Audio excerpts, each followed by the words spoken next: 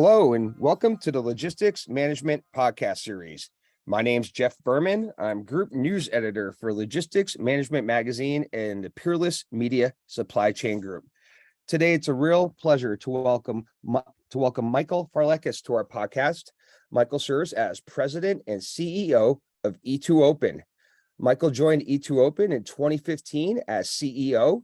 In this role, he's responsible for leading the company's overall operations with direct oversight of sales, marketing, professional services, research and development, and also strategy.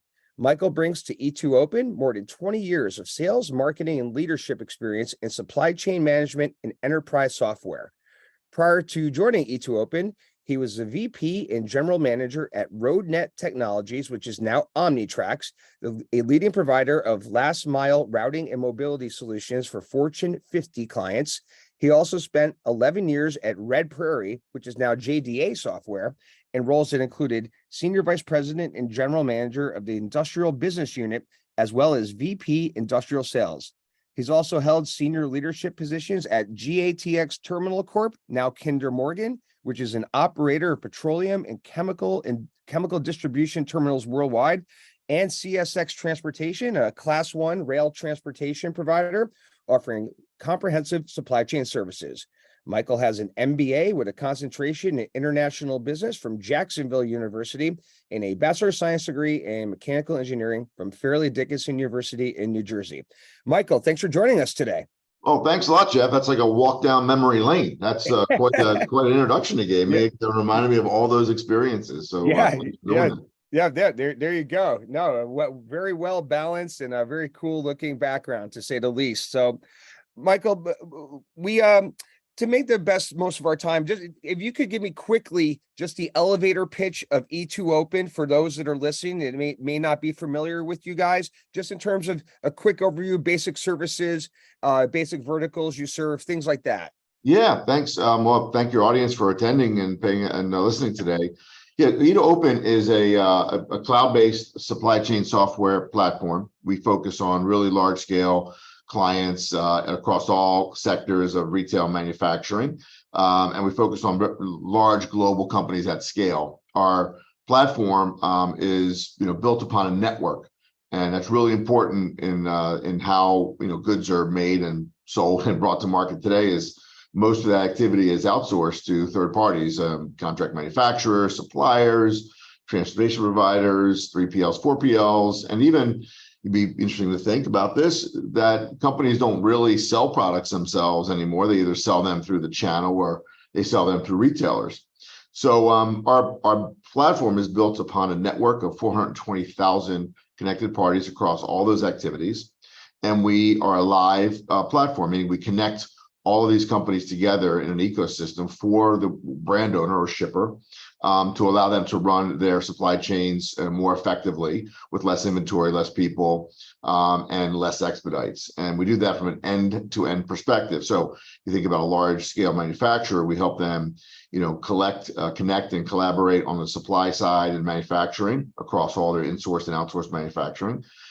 Bring product together, help them plan in terms of forecasting demand and sensing demand, and then plan their supply, and then help with global trade, logistics, and then managing their retailer and channel partners. So we're an end-to-end platform focused on the world's biggest companies, the most complex supply chains, and we're built upon a network. So that's what we do. We've been kind of at this now for about 20 years. So we've the longest standing cloud-based supply chain software company, I believe. And as they told me in the original days, it was like a server in a closet. That was their cloud before the cloud was even a cloud. So yeah, glad to be here today. No, that's great. That's great. Thank you. And given sort of your exposure into different markets, different modes, Michael, I thought we could sort of start at a top level, just in terms of when we look at the freight economy, in the sense that there's all these different moving parts. We still have high inflation, although it's going down.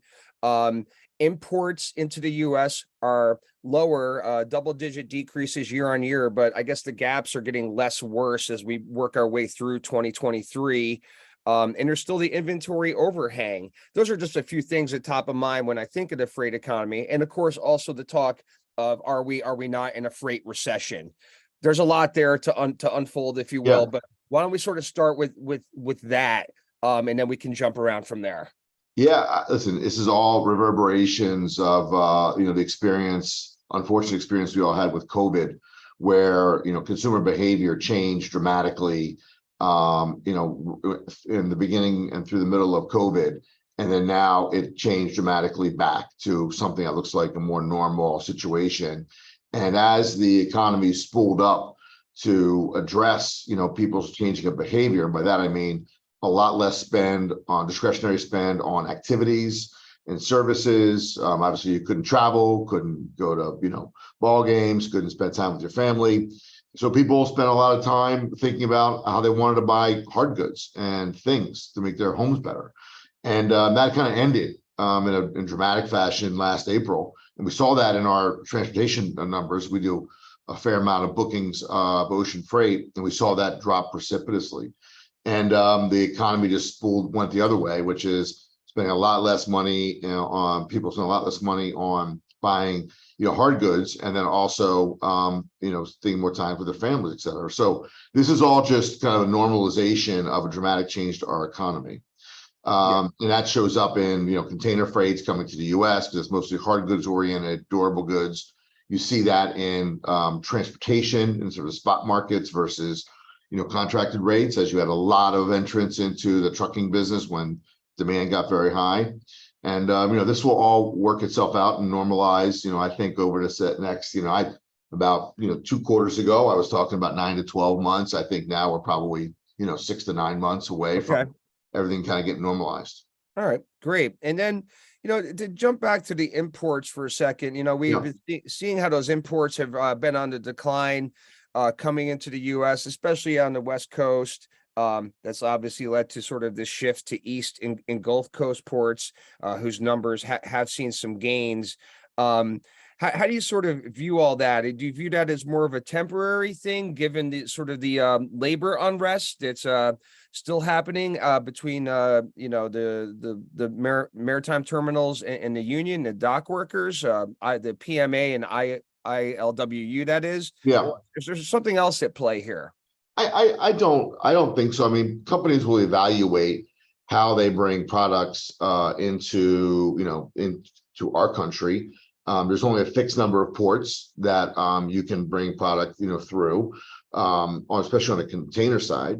And companies will always evaluate their total landed cost, and then they'll evaluate the variability of getting their products to either their supply points or manufacturing points to their customers. So I think it'll be this way for a while, as companies have figured out that maybe the total landed cost coming over to East is going to be slightly favorable, and I don't have to worry about so many of the issues and disruptions and congestion on the West Coast ports. Okay. I don't think any of that's permanent in nature. But when you have customers change behavior, then obviously, people tend to say, okay, well, this kind of works for me, and maybe doesn't change back right away. But I think over the long term, companies will evaluate their total landed cost in terms of all of the things associated with transit times, variability, hard costs, and they'll adjust that based on, what the cost structure looks like. Okay. And speaking of transit times, we come across a statistic indicating that it's taking roughly an average of 59 days from shipments to get from Asia to North America, which is down 11 days on a quarter-to-quarter basis. It seems pretty significant, but I guess when you factor in a lot of the things that are going on, coupled with a somewhat lower consumer demand in some cases, as many people shift to services spending, maybe it's a little bit easier to comprehend. What's your take on that decline in the transit times? I think it's just a function of the less demand, and having a little bit more streamlined operations that are more back to normal. I think what companies really key in on isn't so much the transit times, it's more lead time variability, meaning that's 60 days, 70 days. Okay, I can understand that it translates obviously to inventory carrying costs, but from practitioners will think more about how consistent is that 60 days? How can I rely on that?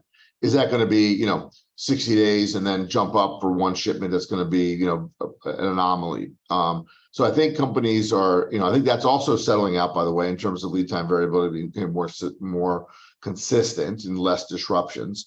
We'll have to see what's going to happen on the West Coast if that contributes to some congestion and more lead time variability. But our clients would talk about lead time variability as kind of a key indicator rather than just transit times, because that obviously affects how they can count on products being where they should be when they expect them to be there.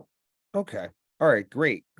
And let's sort of shift gears to obviously, well, it is China, it is Asia related too, but in terms of sourcing, obviously COVID has driven a lot of conversations about companies thinking more about producing domestically, the domestic supply chain, easier transportation processes, not having to deal with international snags, if you will. Do you think that, or the whole concept of nearshoring, reshoring, maybe us focusing more on North America, for both productions, for production, sourcing, distribution, for everything? Do you think that has real potential, or is it still a little bit more forward thinking? I think there is potential, but I think the more immediate impact is companies thinking about concentration and having concentration in one geography. I think the big learnings, really starting back to the tariff changes and then pandemic and then, the terrible war and situation in Ukraine. I think companies are taking a little bit more circumspective view on where they put their marginal dollar of investment and marginal dollar of, having their sourcing operations. And I think for the first time that I can remember or recognize, companies are actively saying, I need to think about diversification and think about how I can diversify my overall global operation so I don't become too dependent upon one region or the other. I think that's a reaction to supply chain issues starting to affect the top line of companies, not just the bottom line. And I think at the board level, that's when it gets their attention. Meaning, if supply chain issues mean I can't sell as much as I would, it means I could lose customers, I could lose brand. And obviously, there's a large translation of top line to bottom line. So I think it's more, in my opinion, the reaction to I can't predict changes in a volatile world. I don't really like the fact that I'm dependent upon one geography. I need to diversify so I can become more resilient. Now, nearshoring will be part of that equation, but I think it's even a broader trend of I just need to think about my global operations more globally with the eye towards resiliency and the ability to recover, which speaks to I can't be concentrated in one geography. Mm-hmm. Okay, understood. Well put. This next one, Michael, is kind of a two-part question, and it's one that we definitely talked about when we connected in late March. Just in terms of how retailers, really, I'm thinking about retailers when I ask this question, but obviously manufacturers too. How they've been sort of exercising cautious inventory management practices, given what we've discussed in terms of the drop of import shipment volumes, which are obviously still down annually. Since we've spoken, there was Q1 earnings announcements, and for example, Target and Walmart both indicated they're having better success managing inventory levels in terms of getting them closer in line with demand. So I'd like to hear your thoughts, not about those companies, but just about inventory management in general, given the overhang that we've been up against. And then part two of that, how does that sort of stuff impact the 2023 peak season? By most accounts, it seems like a lot of people do think there will be a peak season, but it's going to be far more subdued and maybe happening a bit later in the year. And I'd like to see if your estimates or forecasts match up with that. Yeah, I mean, I think the volatility you saw in demand patterns is becoming less volatile, meaning people's behaviors and consumer behaviors are returning to kind of a normalized trend line where it can be more predictable. So you have to think about how do companies really understand what they're going to sell in the future. And to do that, they have lots of data, and the more consistent the patterns are, obviously, the closer they can get towards predicting what is going to be sold at any point in time, any place in time. And that obviously means that they're going to do a better job of getting inventory at the right levels for them to have, not stockouts and not too much inventory. Okay. So the job gets easier when you have less, volatility in consumer behaviors, in terms of they start reverting back to, normal kind of activities that aren't influenced by all of these external factors that change a lot. So I think it's totally consistent with my view that inventories will become, more predictable, more in line.